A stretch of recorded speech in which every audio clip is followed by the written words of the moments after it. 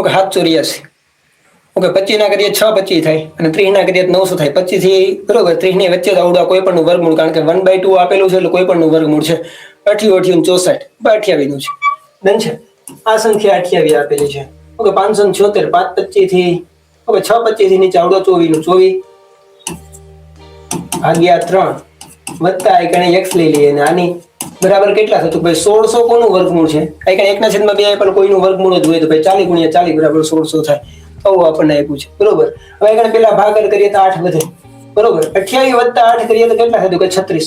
બરોબર. 36 + x નું કોઈ પણ નું ઘનમૂળ બરાબર 40 થાય. 36 આ સાઈડ આવે તો કે x નું ઘનમૂળ બરાબર 40 માંથી 36 જાય તો કેટલા વધે? તો કે 4. બરોબર. હવે આપણો 4 છે કોનું ઘનમૂળ છે? બરોબર. આ આપણું શુદ્ધ ગુજરાતી થાય, કારણ કે એકને આપણે ઘનમૂળ લીધું. એકને બેઝ ઉપર આપણે કેટલા લઈએ તો ઉપર આપણે 1/3 મૂકી શકીએ તો કે 4 × 4 16 થાય. 16 × 4 કરી 64 થાય.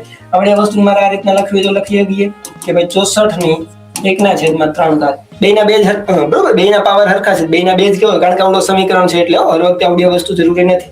બરોબર. તો x બરાબર કેટલા આવતું? 64. ઓકે સી જ બરાબર ફાઇનલ આન્સર 64.